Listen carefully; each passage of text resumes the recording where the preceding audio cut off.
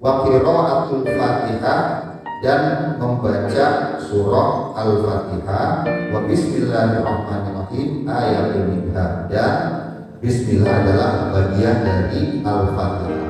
Dalam madhab Syafi'i, membaca basmalah atau basmalah adalah salah satu ayat dari Al-Fatihah.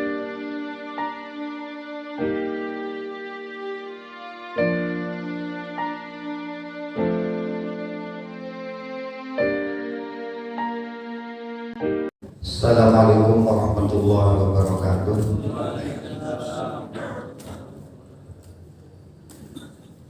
Innal hamdalillah nahmaduhu wa nasta'inuhu wa nastaghfiruh wa na'udzu billahi min shururi anfusina wa min sayyiati a'malina. May yahdihillahu fala mudilla lahu wa may yudlilhu fala hadiya lahu. Asyhadu an la ilaha illallah wahdahu la syarika lahu wa asyhadu anna sayyidana Muhammadan abduhu wa rasuluhu la nabiyya ba'dah. Qala rabbi shrah li sadri wa yassir li amri wahlul 'uqdatam min lisani yafqahu qawli. Qalu subhanaka la ilma lana illa ma 'allamtana innaka antal alimul hakim. Shadaqallahul azim. Puji dan syukur tidak bosan-bosannya marilah kita panjatkan, kita naikkan hadirat Allah Subhanahu wa taala. Shalawat serta salam semoga senantiasa dicurahkan kepada Nabi kita Nabi Muhammad Sallallahu Alaihi Wasallam, kepada para keluarga, para sahabat dan pengikutnya yang insya Allah kita termasuk di dalamnya. Amin ya rabbal alamin. Jamaah Masjid Nurul Huda rahimahumullah, insya Allah pada malam hari ini kita lanjutkan bacaan materi fikih dalam kitab Taqrib atau Fathul Qorib ini. Minggu kemarin kita sudah membahas tentang syarat sah sholat, gitu ya. Jadi syarat sah sholat yang mesti dilaksanakan atau mesti terpenuhi sebelum pelaksanaan sholat. Kemudian kita lanjutkan kepada rukun sholat. Jadi ada syarat, ada rukun, gitu ya. Perbedaannya adalah kalau syarat itu kalau tidak terpenuhi maka perbuatan itu tidak sah, itu adalah syarat. Kalau rukun adalah bagian dari satu perbuatan. Jadi kalau rukunnya tidak ada maka tidak disebut perbuatan tersebut. Jadi misalnya sholat, kalau syarat sah sholatnya tidak ada maka sholatnya tidak sah. Kalau rukun sholatnya tidak ada maka bukan sholat. Jadi sama dengan syarat nikah, gitu ya. Syarat nikah ada rukun nikah. Kalau syarat nikah tidak terpenuhi maka disebut pernikahan tapi tidak sah. Tapi kalau rukun nikah tidak ada maka bukan nikah. Itu perbedaan syarat dan rukun. Jadi sama-sama hukum itu tergantung kepada adanya syarat dan rukun. Tapi bedanya itu ya. Faslun wa arkan sholati, dan rukun sholat samaniyata asyara itu ada 18 ruknan, ada 18 rukun. An-niyatu yang pertama adalah niat, wal qiyamu ma'al qudrati, kemudian berdiri ma'al qudrati disertai dengan ada kemampuan. Ini dalam sholat fardu, gitu ya. Jadi kalau sholat fardu itu wajib berdiri, tapi kalau dalam sholat sunnah maka diperbolehkan walaupun tidak berdiri, walaupun mampu, gitu ya. Nanti kita jelaskan. Wa takbiratul ihram, dan takbiratul ihram, takbir untuk memulai sholat. Wa qiraatul fatihati, dan membaca surah Al-Fatihah. Wa bismillahirrahmanirrahim ayatul minha, dan basmalah adalah salah satu ayat dari Al-Fatihah. Ini dalam madhab Syafi'i. Wa ruku'u, kemudian ruku', yang rukun adalah rukunya, bacaannya bukan rukun tapi sunnah. Wa tumaninatu dan tumanina. Jadi tumanina itu fihi di dalam ruku. Baik, nanti kita jelaskan. Wa rafu dan mengangkat badan, wal i'tidalu dan i'tidal. Wa tumaninatu fihi dan tumaninah di dalam i'tidal, wasujudu dan sujud, wa tumaninatu fihi dan tumaninah di dalam sujud, wal julusu bainas sajdain, wal julusu bainas sajdataini dan duduk di antara dua sujud, wa tumaninatu dan tumaninah ketika duduk di antara dua sujud, wal julusul akhir dan duduk tasyahud akhir, wa tasyahhudu fihi dan membaca tasyahud di dalam duduk tasyahud akhir tersebut. Wassalatu ala Nabi sallallahu alaihi wasallam dan membaca sholawat kepada Nabi Muhammad sallallahu alaihi wasallam di dalam tasyahud akhir, wa taslimatul ula dan membaca salam yang pertama, wa niyatul khuruji minas sholati dan niat keluar dari sholat, wa tartibul arkan dan melakukan tertib atau mengurutkan sesuai dengan urutannya rukun-rukun alama dzakarnahu sebagaimana yang telah kami sebutkan. Nah, di dalam rukun sholat ini jumlahnya Pak. Jadi yang pertama itu ada yang menyebutkan 13. Jadi rukun sholat itu ada yang menyebutkan 13, ada yang 17, ada yang 18 dalam adab syafi'i. Bedanya apa? Kalau yang 13 itu tumaninah tidak disebutkan, tapi masuk ke dalam ruku misalnya, termasuk tumaninahnya. Jadi 13 itu yang pertama niat, yang kedua berdiri kalau mampu, kemudian yang ketiga takbiratul ihram, kemudian yang keempat membaca Al-Fatihah, yang kelima ruku, yang keenam i'tidal, yang ketujuh sujud, yang kedelapan duduk di antara dua sujud, yang kesembilan duduk tasyahud akhir, yang kesepuluh membaca tasyahud akhir, yang kesebelas membaca sholawat gitu ya. Kemudian yang ke-12 itu adalah tartib. Kemudian tadi ada yang kelewat ya, membaca Al-Fatihah, tadi kelewat ya, membaca Al-Fatihah gitu ya. Nah, kemudian yang ke-13 adalah tartib. Nah, kalau yang menyebutkan 17 itu di dalam ruku disebut tumaninah, dipisahkan gitu ya. Jadi ruku dan tumaninah. Nah, tumaninah dalam ruku itu satu rukun. Tapi kalau kata yang 13 ruku dan tumaninahnya. Jadi perbedaannya itu ruku, tumaninah di dalam ruku, kemudian tumaninah di dalam i'tidal, tumaninah dalam sujud, dan tumaninah di dalam duduk di antara dua sujud.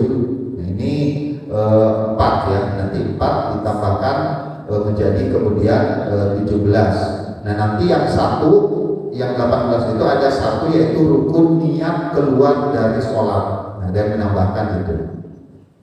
Baik, kita bahas satu-satu. Yang pertama, rukun sholat itu adalah niat. Jadi niat itu adalah, kalau di dalam fikih disebutkan qasdu syai'i muqtaronan bi fi'lihi. Jadi menyengaja atau bermaksud melakukan sesuatu gitu ya, tapi kemudian dibarengi langsung dilaksanakan. Nah, itu namanya niat.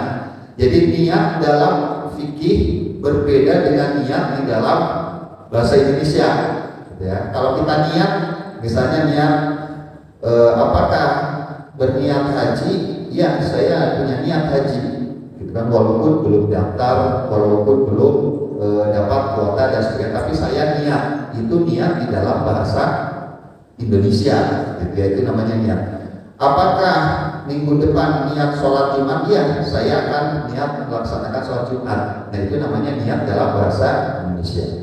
Kalau dalam fikih, niat itu menyengaja sesuatu kemudian langsung dilaksanakan gitu ya. Jadi ketika kita mau sholat, kita niat ini sekarang sholat isya, langsung Allahu Akbar, itu namanya niat di dalam fikih. Nah kemudian niat ini tempatnya adalah di dalam hati. Jadi niat di dalam hati. Kalau yang diucapkan, ini biasanya jadi perdebatan ya. Yang diucapkan sebelum kita sholat, sudah berdiri mau takbiratul ihram, usolli fardhal isya'i arba'a raka'atin mustaqbilal qiblati adaan lillahi ta'ala, atau adaan makmuman atau imaman lillahi ta'ala. Nah, yang itu bukan niat, itu namanya mengucapkan niat. Gitu. Jadi dalam fikih at-talaffuz biniat. Jadi yang sebelum takbiratul ihram dibaca sholli fardhal dhuhri, sholli fardhal asri, sebelum takbiratul ihram itu bukan niat, Pak. Tapi at-talaffuz bin niat, mengucapkan niat. Jadi mengucapkan niat. Jadi itu bukan niatnya. Kalau niat itu tidak ada ikhtilaf. Semua ulama sepakat bahwa itu adalah harus dilaksanakan. Tapi mengucapkan niat, nah ini ikhtilaf, gitu ya. Ada yang mengatakan itu adalah sunnah karena menguatkan, ya kan? Menguatkan. Karena kita ini kan umumnya sholat itu kita mulai konsentrasi sholat itu kan sudah berdiri. Kadang-kadang sudah berdiri pun kadang masih ngobrol, gitu ya. Jadi sama yang sebelah baru ketemu, misalnya udah 3 bulan nggak ketemu, ngobrol dulu kan, bagaimana kabarnya, baru ketemu, seperti itu kan. Itu udah mau takbiratul ihram, imam udah takbiratul ihram. Nah itu makanya kemudian para ulama kalau gitu talaffuz diucapkan aja, gitu, seperti itu. Kalau para sahabat, gitu ya, Nabi dan para sahabat itu mendengar azan aja udah gemetar, Pak, karena mau menghadap Allah. Ali bin Abi Thalib itu dalam satu riwayat, jadi kalau mendengar azan beliau itu langsung merah mukanya, ya, jadi gemetar, langsung gemetar, takut. Itu jadi kekuatan sholat itu sudah langsung muncul begitu kemudian mendengar azan. Tapi kalau kita kan beda ya. Makanya kemudian ulama lahirlah konsep talaffuz bin niat. Ya minimal sebelum takbiratul ihram itu usolli fardhal maghribi. Nah itu gitu ya. Karena kita ini pikirannya kemana-mana gitu ya sebelum takbiratul ihram. Ya itu kadang-kadang masih sempat juga ngobrol gitu ya. Makanya kemudian talaffuz. Ini niat. Kemudian niat itu apakah bid'ah? Usolli fardhal dhuhri. Kan pertanyaannya, kalau kita tidak tahu niat, lalu kalau kita sholat niatnya apa? Gitu ya. Kalau misalnya dalam hadis, kalau bapak-bapak cari hadis Nabi itu pernah niat enggak? Niat Nabi seperti apa? Enggak pernah, enggak akan diketemukan di hadis. Tapi pertanyaannya, kita lalu niatnya kayak apa kalau mau sholat maghrib? Gitu kan? Kalau Rasulullah dan para sahabat, ya kita tahu lah kualitas mereka. Kalau kita ini kalau yang sholat maghrib bagaimana? Nah maka kemudian ulama menyusun redaksi niat. Jadi niatnya itu usolli fardhal asri arba'a raka'atin begini terus. Nah itu, dan itu diucapkan di dalam hati. Kemudian wal qiyam ma'al qudrati. Nah niat ini ke takbiratul ihram dulu ya, takbiratul ihram. Jadi takbiratul ihram itu sekaligus niat. Jadi ketika kita takbiratul ihram itu ada 3 perbuatan. Yang pertama mengangkat tangan, anggota badan mengangkat tangan. Kemudian bibir kita mengucapkan Allahu Akbar, hati kita niat. Jadi 3 itu dibarengkan ketika takbiratul ihram. Allah. Makanya di hatinya harus niat. Makanya kan sebagian ulama mengatakan ya Allah Akbarnya agak dipanjangkan Allah. Tapi ada juga yang karena memahami satu riwayat dari Rasulullah bahwa Rasulullah itu kalau takbir ya sebentar Allahu Akbar gitu. Itu kalau hati kita sudah mantap gitu Pak. Jadi kalau hati kita dari sana udah mantap, sholat udah khusyuk, Allahu Akbar. Kalau kita kan enggak, kita nih loading dulu, Allah. Nah itu seperti itu akbar dan sebagainya. Jadi itu niat. Jadi dibarengan dengan takbiratul ihram. Nanti insya Allah minggu mendatang ya, waktu mendatang nanti kita bahas praktek dari takbiratul ihram sampai salam, termasuk perbedaan pendapat, misalnya angkat tangannya seperti apa, naruh tangannya seperti apa, rukunya seperti apa gitu. Nanti insya Allah kita ini sekarang teorinya dulu. Jadi seperti itu, angkat sambil tiga itu ya, angkat tangan, membaca takbir, kemudian hati mengucapkan niat. Lalu di hati yang diucapkan niatnya apa? Yaitu tadi usolli fardhu asri, saya sholat asar 4 rakaat gitu kan, dan sebagainya. Terus bismillah ta'ala Allahu akbar gitu. Jadi niat tidak wajib di dalam bahasa Arab ya, tidak perlu berbahasa Arab. Jadi di dalam sholat, karena itu di dalam hati, tidak terucap gitu ya. Kemudian wal qiyam ma'al qudrati, berdiri kalau mampu. Nah ini sholat wajib itu kalau mampu itu harus berdiri. Lain dengan sholat sunnah. Kemarin sudah dijelaskan bahwa sholat sunnah itu walaupun mampu berdiri boleh duduk, tapi pahalanya dapat setengah gitu ya. Jadi tapi boleh. Jadi kalau misalnya pada maghrib, pada isya, sholat ba'diyahnya duduk, itu nggak masalah gitu kan. Itu dalam sholat sunnah gitu. Tapi kalau sholat wajib harus berdiri. Bahkan kalau sholat wajib ini bagi jamaah yang mundur sholatnya duduk, itu kalau bisa pas takbiratul ihram berdiri Pak, kalau bisa ya. Jadi yang kita kalau dalam kondisi tertentu, misalnya sholatnya tidak bisa berdiri gitu kan, karena usahakan kalau pas takbiratul ihram itu berdiri. Jadi Allah Akbar baru duduk gitu ya. Jadi takbiratul ihram, karena ini permulaan sholat. Bahkan para ulama itu menyebutkan khusyuk itu, kita ini kan sepanjang sholat, saya yakin di sini mungkin nggak bisa khusyuk ya, dari awal sampai akhir. Kadang-kadang ada aja pikiran yang terlintas. Nah, para ulama ada yang menyebutkan paling minimal itu khusyuk itu takbiratul ihram gitu ya. Jadi minimal ketika takbiratul ihram di situ tidak memikirkan hal-hal yang selain sholat, selain ibadah gitu, seperti itu. Jadi di dalam takbiratul ihram. Kemudian wa qiraatul Fatihah, dan membaca surah Al-Fatihah, wa bismillahirrahmanirrahim ayatul minha, dan bismillah adalah bagian dari Al-Fatihah. Dalam madhab Syafi'i, membaca basmalah atau basmalah adalah salah satu ayat dari Al-Fatihah. Tapi kalau dalam madhab lain, misalnya dalam madhab Maliki, Al-Fatihah itu dimulai dari Alhamdulillah. Ayat ke-6-nya adalah siratal ladzina an'amta 'alaihim. Dan nanti ayat ke-7-nya ghairil maghdubi 'alaihim waladdallin. Seperti itu. Jadi, tapi kalau dalam madhab Syafi'i jadi dibaca basmalahnya karena merupakan ayat dari Al-Fatihah. Nah, kemudian juga ini sekedar mungkin pengetahuan saja, tapi nggak tahu ke depan apa banyak atau tidak ya. Kalau madhab Hanafi itu kalau membaca Al-Fatihah itu posisinya bukan rukun tapi wajib. Jadi ada rukun ada wajib di madhab Hanafi itu. Nah, wajib ini apa? Kalau tidak dibaca maka itu tidak sampai tidak sah sholatnya.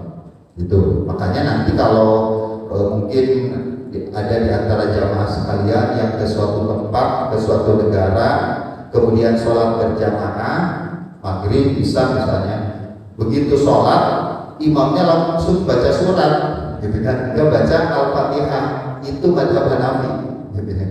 Itu madhab Hanafi kalau menemukan seperti itu. Tapi kalau di Indonesia sepertinya nggak ada, paling tidak saya belum menemukan gitu ya, yang langsung Allahu Akbar, langsung Bismillahirrahmanirrahim, qul huwallahu ahad, tidak kaget gitu ya. Nah, tapi kalau dalam madhab Hanafi memang yang wajib itu, yang jadi rukun itu adalah membaca ayat Al-Quran gitu ya, tidak tidak diwajibkan khusus Al-Fatihah. Tapi kalau dalam madhab Syafi'i itu adalah Al-Fatihah. Nah, kemudian selanjutnya adalah ruku. Ruku.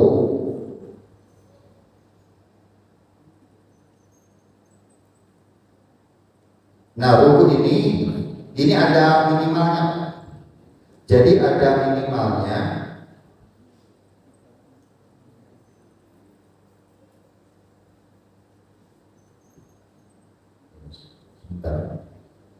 Nah, waruku wa aqallu fardihi li qadimin qadirun ala ruku'i mu'tadilal khalqa salim yadayhi wa rukbatayhi ayyan hadiya bi ghairi bin khinas qadra bulughi rohatayhi rukbatayhi. Jadi ruku itu ada yang batasan minimalnya, ini dalam fikih ya. Jadi batasan minimalnya itu ruku itu yang penting tangan nempel ke lutut.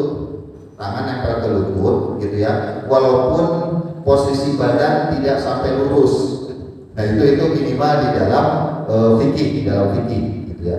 Makanya kadang-kadang dulu saya pribadi kan lebih dulu itu mendapatkan ilmunya itu kalau itu harus lurus begini gitu ya. Kalau tidak lurus maka tidak sah, katanya seperti itu. Tapi kok saya lihat di beberapa tempat gitu ya, yang dikatakan para kiai itu kadang-kadang sholatnya itu cepat gitu ya, sholat sunnahnya cepat, kemudian rukunya juga enggak sampai lurus gitu ya, nunduk sedikit bangun lagi gitu kan. Jadi ternyata memang di dalam fikih yaitu, jadi batasan minimalnya adalah bahwa tangan menempel kepada lutut. Tangan menempel kepada lutut. Baik, nanti insya Allah minggu depan kita praktekkan. Jadi sebentar gitu ya, sebentar seperti itu. Kemudian waktu manina dan tumanina.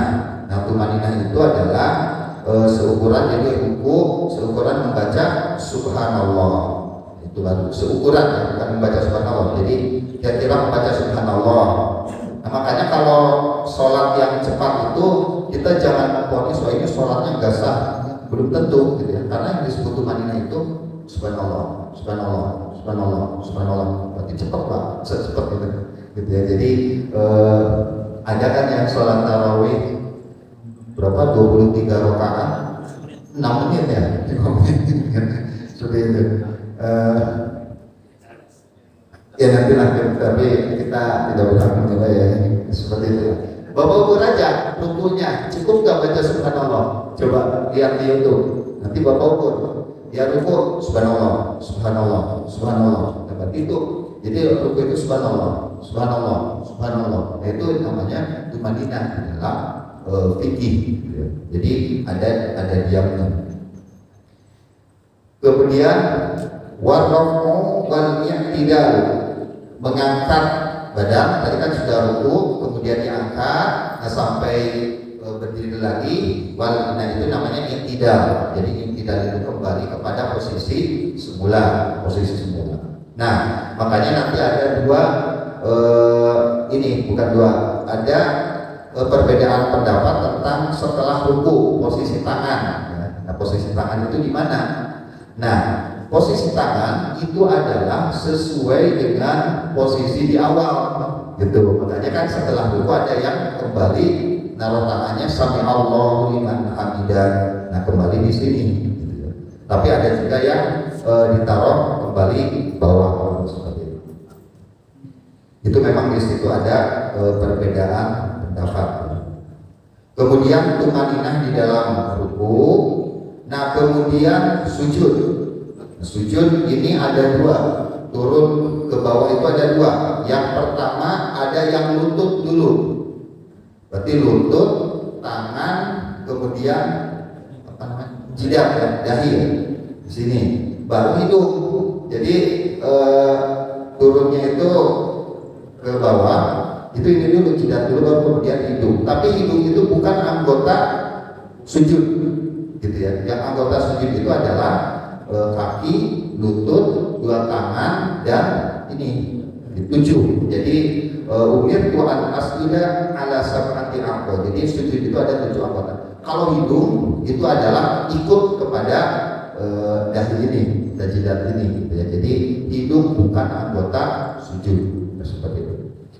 Nah kemudian sujud ini itu yang pertama. Jadi turunnya adalah lutut dulu. Tapi ada juga yang turunnya tangan dulu gitu ya. Jadi turunnya tangan, kemudian lutut, baru kemudian dahi.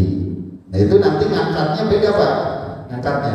Jadi kalau turunnya itu lutut, tangan, dahi, maka nanti yang diangkatnya dulu adalah dahi, tangan, lutut. Nanti kita lihat.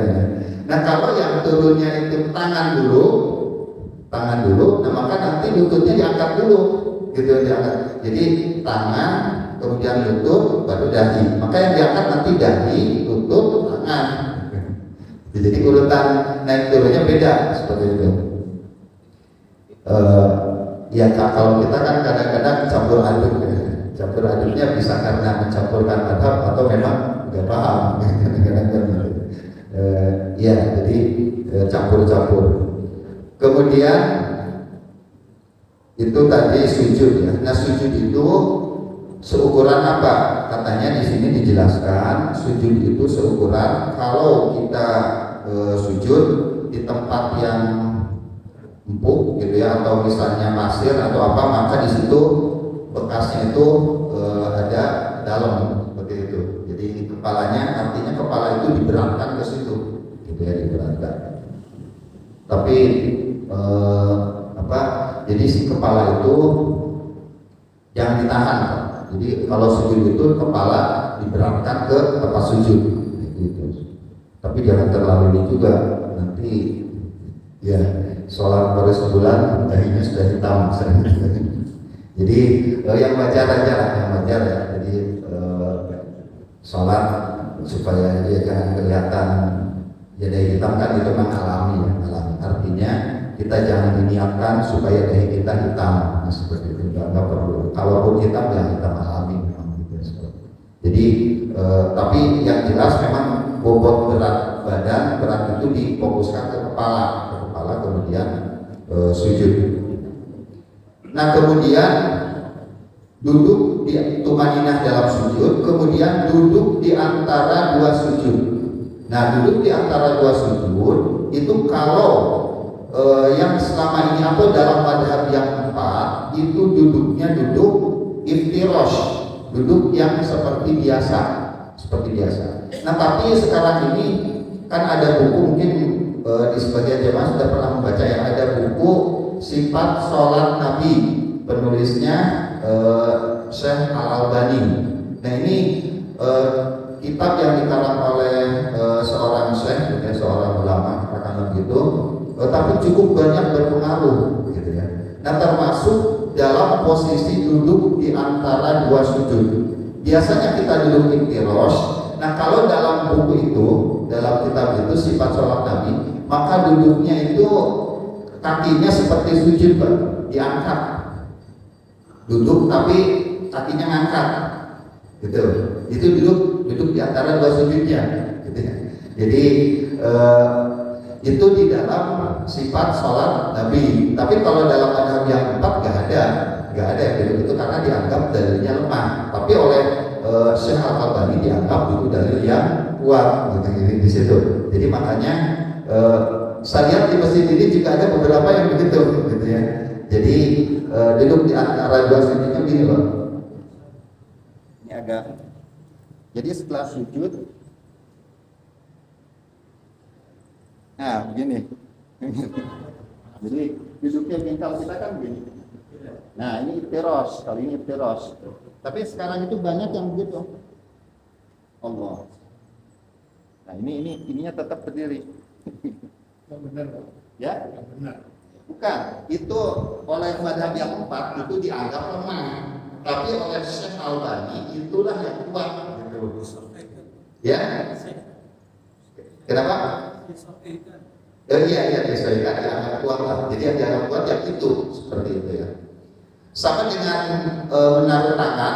Kalau mengangkat tangan memang ada dua ya. Ada yang hadwa mankibaihi sekitar bahu, Allahu Akbar, hadis itu. Ada yang rifa'a udunaihi di sekitar telinga, Allah. Jadi dua, Allahu Akbar. Ada yang sini, Allahu Akbar, hadisnya dua.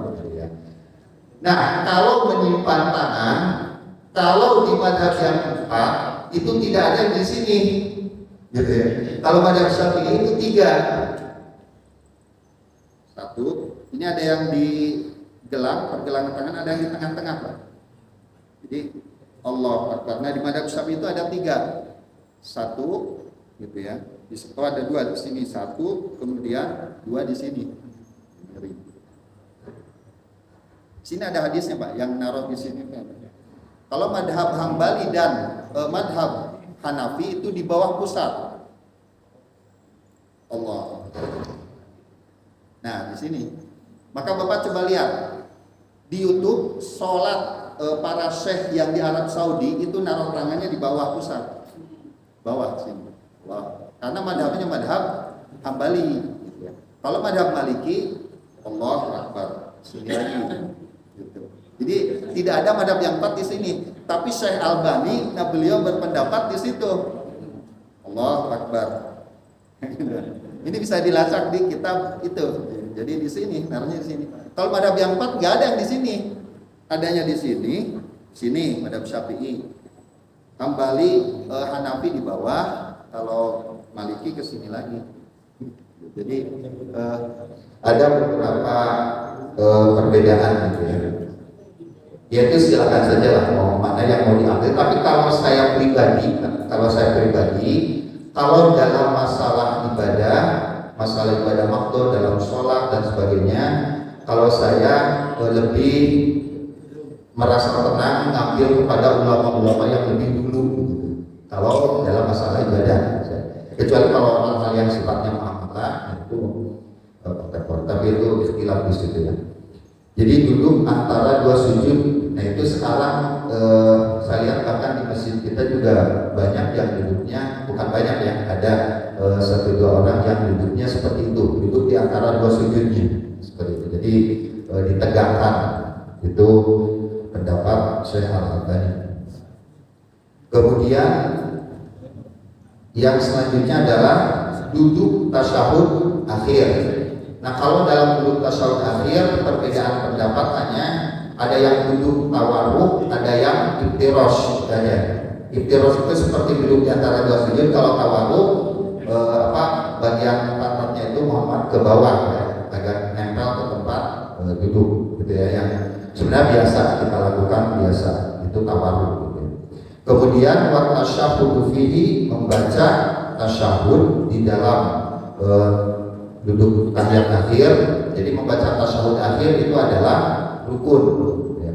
At-tahiyatul mubarakatus shalawatut thayyibatu lillah, atau at-tahiyatu lillah wassalawatu wat thayyibat saja ya. Kemudian kesannya terus sampai syahadat, asyhadu an la ilaha illallah wa asyhadu anna muhammadar rasulullah, atau asyhadu an la ilaha illallah wa asyhadu anna muhammadan abduhu wa rasuluh. Kemudian membaca sholawat. Nah di sini ulama ikhtilaf apakah membaca sholawat kepada keluarga Nabi wajib atau tidak, gitu ya. Tapi kalau kita baca Allahumma sholli ala Muhammad wa ala ali Muhammad, atau Allahumma sholli ala sayyidina Muhammad wa ala ali sayyidina Muhammad, minimal, gitu ya. Kalau maksimal sampai fil alamina innaka hamidum majid, itu. Jadi itu adalah membaca sholawat. Membaca sholawat ini adalah rukun di dalam sholat. Kemudian wa taslimatul ula, membaca salam ya, salam yang pertama. Nah itu yang rukun, itu yang membaca salam minimal assalamualaikum, seperti itu minimalnya gitu ya. Nah kemudian tapi di dalam dalil yang tadi itu assalamualaikum warahmatullah, seperti itu. Tapi ada juga yang kadang sampai selesai. Assalamualaikum warahmatullahi wabarakatuh. Kalau saya pribadi memakai yang Assalamualaikum warahmatullahi sampai warahmatullahi. Itu kemudian, nah ini kalau di sini ditambahkan ada niat keluar dari sholat. Jadi setelah salam yang pertama, kemudian niat di dalam hati keluar dari sholat, kemudian watartibul arkan dan tertib. Jadi tadi urutannya harus tertib sesuai dengan yang disebutkan terdahulu. Nah ini adalah beberapa rukun sholat. Jadi ada yang menyebutnya 13, kemudian ada yang 17 dan ada yang 18. Sebenarnya hanya beda penghitungan saja, Pak. Ada yang memasukkan tumaninah itu ke dalam ruku, ada yang memisahkannya tumaninah di dalam ruku. Sama dengan rukun iman, Pak. Rukun iman dulu almarhum Profesor Harun Nasution itu kan pernah mengatakan katanya rukun imannya cuma 5, nggak 6. Jadi satu beriman kepada Allah, kepada malaikat, kepada kitab, kepada Rasul, kepada hari akhir. Rukun imannya 5, katanya Harun Nasution. Qadar dan qadarnya nggak ada. Sebenarnya qadar dan qadar itu masuk kepada beriman kepada Allah.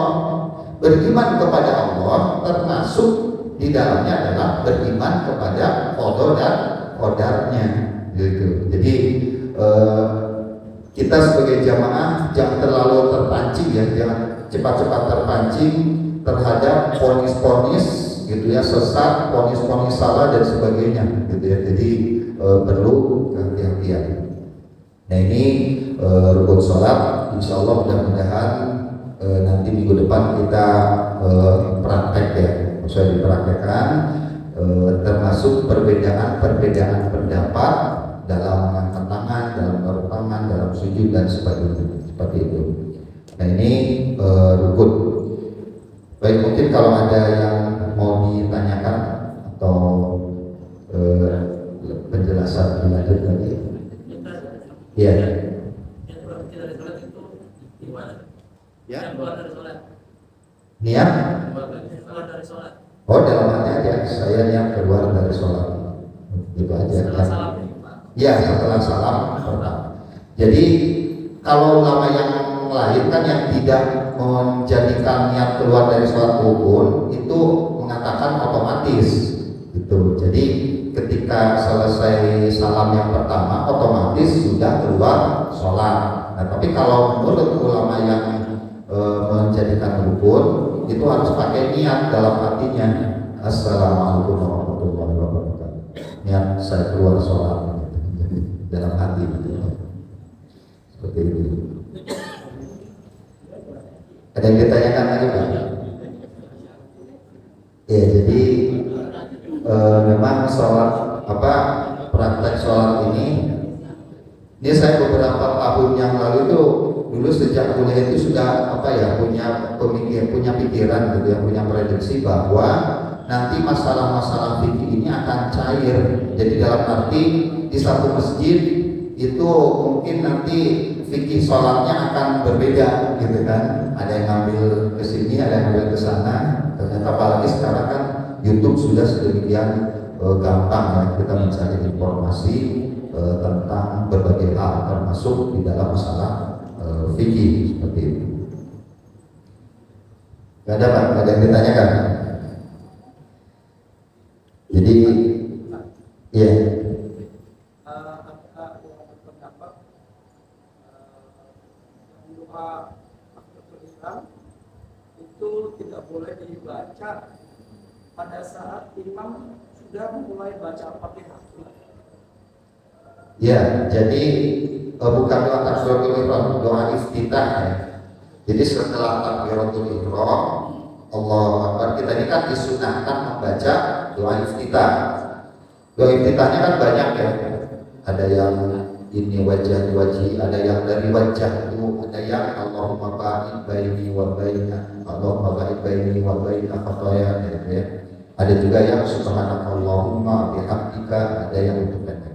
Nah, doa iftitah itu adalah hukumnya sunnah. Kemudian kemudian mendengarkan bacaan imam itu adalah mendengarkan Al-Quran sebenarnya itu wajib gitu. Dalam arti wajib itu wa idza quri'a al-Qur'anu fa'ansitu, kalau Quran dibacakan maka dengarkanlah. Nah maka di situ kalau yang sunnah, nah kemudian ada perintah mendengarkan bacaan Quran, maka kemudian doa iftitahnya lebih baik mendengarkan bacaan Al-Quran seperti itu, karena hukumnya sunnah membaca doa iftitah. Makanya kalau baca iftitah belum selesai, imam sudah baca Al-Fatihah, itu sebenarnya lebih baik dengar bacaan imam gitu. Makanya kalau sholat berjamaah bisa membaca doa iftitah yang pendek, Subhanakallahumma wa bihamdika wa tabarakasmuka wa ta'ala jadduka wa la ilaha ghairuka. Itu ada yang pendek gitu. Itu cukup biasanya kalau berjamaah. Biasanya saya kalau jadi makmum bacanya itu, atau jadi imam juga bacanya itu, nggak terlalu panjang. Tapi kalau wajah lillahi itu panjang. Biasanya imam keburu membaca surah Al-Fatihah. Tentang membaca doa, jadi di dalam hadis itu disebutkan ketika kita sholat itu ada dua tempat yang kita bisa berdoa bebas di situ. Yang pertama itu adalah ketika sujud yang terakhir. Jadi setelah baca doa sujud, ya, Subhana rabbiyal a'la atau Subhana rabbiyal a'la wa bihamdi atau Subhanakallahumma rabbana wa bihamdika Allahumma ighfirli. Di situ kita bebas doa sujud yang terakhir. Kemudian yang kedua setelah bacaan sholawat, setelah baca tasyahud akhir, fil alamina innaka hamidum majid, mau salam, sebelum salam di situ boleh membaca doa yang sesuai yang kita kehendaki gitu. Nah cuma catatannya begini, doanya kalau doa itu diambil dari ayat Al-Quran itu boleh diucapkan. Jadi kalau misalnya kita sujud terakhir, kita mau doa apa? Minta supaya keturunan yang soleh, Rabbana hab lana min azwajina wa dzurriyyatina, kita boleh ucapkan, lafadzannya boleh dilafadzkan dalam arti tidak terlalu keras, kayak baca subhanallah. Itu kalau doanya Al-Quran. Kalau doanya bahasa Arab tapi bukan Al-Quran, itu masuk wilayah ikhtilaf kalau diucapkan, maka lebih bagus di dalam hati. Allahumma inna nas'aluka husnal khotimah, itu kan bukan ayat Al-Quran. Nah maka supaya terhindar dari ikhtilaf, bacanya di hati saja gitu. Jadi baca dalam hati, termasuk baca dalam hati kalau doanya itu bahasa Indonesia gitu. Jadi ketika sujud yang terakhir dan setelah sholawat di tasyahud akhir itu boleh berdoa sesuai dengan yang dikehendaki. Tapi kalau di tasyahud akhir kan kalau doa dari Nabi banyak juga ya.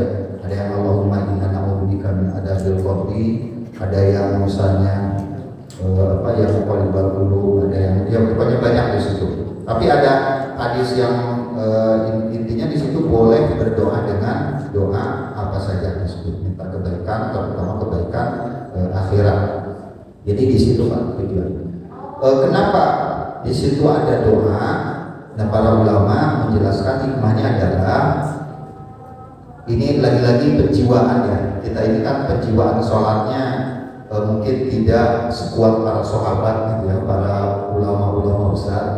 Para sahabat atau Nabi itu kalau sholat sudah mau tasyahud akhir itu sedih. Jadi ini seolah-olah kita ini kan sedang menghadap Allah mau selesai gitu, mau selesai. Nah maka di situ permintaan diajukan itu sebelum kita menutup pertemuan dengan Allah seperti itu. Maka kemudian di situ berdoa sesuai dengan yang diinginkan. Tapi itu catatannya itu kalau doanya dari Al-Quran boleh dilafalkan, itu tidak membatalkan sholat. Tapi kalau doanya bahasa Arab bukan dari Al-Quran, nanti masuk wilayah ikhtilaf, lebih baik di dalam hati saja dibaca doa. Itu terkait dengan doa. Jadi sujud terakhir dan sebelum salam ya, sebelum membaca salam itu di situ boleh berdoa. Terutama kalau sholat sunnah, terutama kalau sholat sunnah. Kalau sholat fardu berjamaah itu kan terbatas waktu. Tapi kalau sholat sunnah itu bisa sebanyak-banyaknya di situ berdoa. Baik, mungkin masih ada? Ya. Baca Al-Fatihah setelah imam baca Al-Fatihah, itu kita diwajibkan nggak baca Al-Fatihah. Kadang-kadang imam nggak beri jarak, sehingga dia langsung baca ayat. Gimana? Ya, tentang membaca Al-Fatihah bagi makmum ketika berjamaah, ini di sini memang ada perbedaan pendapat. Kalau dalam mazhab Syafi'i, makmum membaca surah Al-Fatihah ketika imam selesai membaca Al-Fatihah. Nah, makanya kalau dalam mazhab Syafi'i, kalau imam itu harus memberikan jeda antara Al-Fatihah dengan surat, gitu ya. Jangan terlalu dempet. Lodolin, amin, maksud bismillahirrahmanirrahim. Nah itu dikasih waktu dulu, dikasih waktunya di situ makmum membaca Al-Fatihah. Itu tempatnya kalau madhab Syafi'i, gitu ya. Nah kemudian kalau madhab saya lupa apa Maliki atau Hambali, itu dibacanya berurutan. Jadi ketika imam Bismillahirrahmanirrahim, Bismillahirrahmanirrahim, kita bacanya begitu. Alhamdulillahirabbil alamin. Kita langsung nyambung Alhamdulillahirabbil alamin. Nah, itu madhab Malik atau Hambali, gitu ya. Maliki yaumiddin, kita langsung Maliki yaumiddin. Jadi ngikut imam selesai baca per ayat. Itu madhab. Kalau madhab Hanafi itu tidak dibaca sama sekali, gitu ya. Jadi karena apa? Karena ada hadis qiraatul imam qiraatun la. Bacaan imam adalah bacaan makmum. Jadi sudah ditanggung oleh imam. Itu beratnya di situ dari imam itu, gitu ya. Menanggung bacaan Al-Fatihah makmum. Nah, makanya yang jadi imam yang dianggap paling bagus baca Al-Qur'annya di antara jamaah yang sholat. Bukan ukuran ini, kalau ukurannya ini kan susah. Nah, kita juga kalau ukurannya Qori internasional, jangan nggak ada yang bisa jadi imam. Jadi standarnya jamaah yang sholat, yang mau sholat, siapa kira-kira yang bacaan Qur'annya paling bagus, itu yang jadi imam. Itu Pak, membaca teknis, membaca Al-Fatihahnya. Jadi bisa 3. Pertama, selesai imam per ayat, Bismillahirrahmanirrahim, Bismillahirrahmanirrahim. Alhamdulillahirabbil alamin. Alhamdulillah. Kita ngikut. Atau selesai nanti waladhdallin amin. Baru baca satu Al-Fatihah. Ya, kalau imamnya memberi jeda. Nah, tapi kalau yang madhab Hanafi ya tidak dibaca sama sekali, gitu ya. Karena sudah ditanggung oleh imam. Nah, seperti itu. Itu teknis baca Al-Fatihah. Ada lagi yang lain? Ya. Sebaiknya dalam surat bagaimana ya, Pak? Ada yang begini, ada yang ini. Ya. Sebaiknya surat bagaimana? Iya, kalau bisa ya jangan menghalangi jidat. Ini apa jidat? Jidat ya. Jadi makanya sholat itu jangan sampai deh. Karena ada hadis yang mengatakan karena rahmat Allah itu turun ke sini, gitu. Jadi makanya peci itu agak diangkat karena nanti ada ulama yang berpendapat kalau kita sujud terhalang oleh sesuatu, maka kemudian sujudnya tidak sah. Ya, jadi peci itu ya sebaiknya diagak-ataskan sehingga kalau sujud dia tidak menghalangi jidat kita kepada tempat sujud. Masih ada? Ya.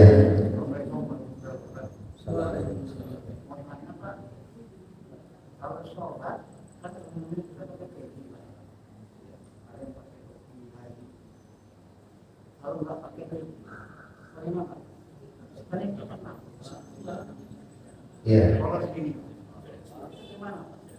Iya, sebenarnya itu kan tidak masuk ke dalam rukun sholat ya. Ya, jadi peci itu tidak masuk ke dalam rukun sholat. Nah, tapi ini kemudian ada peci itu kan sebenarnya dia jadi estetika ya, estetika jadi indah aja. Orang pakai baju koko, pakai sarung, peci, nah kan gitu kan pasangannya begitu, gitu ya. Kalau orang Arab ya pakai gamis, nanti tutupnya yang seperti itu kan estetika keindahan. Nah kemudian yang kedua itu tadi peci itu untuk menghalangi supaya rambut tidak menutup kepada jenggot kita itu. Maka kemudian dipakailah peci. Jadi tidak masalah sebenarnya. Tapi lagi-lagi di budaya kita kan kalau orang sholat tidak pakai peci memang kurang. Ya kurang itulah ya susah diungkapkan. Gitu ya. Jadi kalau ada orang seperti itu. Tapi itu kan tidak masuk ke dalam rukun sholat. Masih ada yang lain Pak? Ya kalau tidak ada. Jadi itu tentang rukun sholat ya, rukun sholat. Jadi mudah-mudahan ya sholat kita semakin berkualitas ya. Karena berkualitas ini kan tidak ada batasannya. Kualitas beragama itu tidak ada batasan. Jadi kalau batasan minimal yaitu fikih, gitu ya. Kalau kualitasnya itu tidak ada batasan. Dan insya Allah itu sekali lagi saudara mudah-mudahan dua minggu yang akan datang nanti kita bahas tentang rukun sholat ini dari 4 mazhab dan dari buku Syekh Nasiruddin Al-Albani, gitu ya. Karena cukup berpengaruh juga di Indonesia supaya sebenarnya kalau saya menjelaskan fikih dari berbagai pendapat itu supaya kita tidak saling menyalahkan gitu aja. Itu masalah yang sudah selesai ratusan tahun yang lalu gitu ya. Jadi kita tidak saling menyesatkan, kita tidak saling menganggap salah gitu ya, bahwa ini ngambilnya ke sini, ngambilnya ke sini seperti itu. Itu mungkin pada malam hari ini yang bisa disampaikan. Mohon maaf apabila ada kata-kata yang kurang berkenan. Mudah-mudahan menambah ilmu dan keberkahan untuk kita semua. Kita tutup dengan kafaratul majlis. Subhanallahumma bihamdika asyhadu an la ilaha illa anta astaghfiruka wa atubu ilaik. Assalamualaikum warahmatullahi wabarakatuh.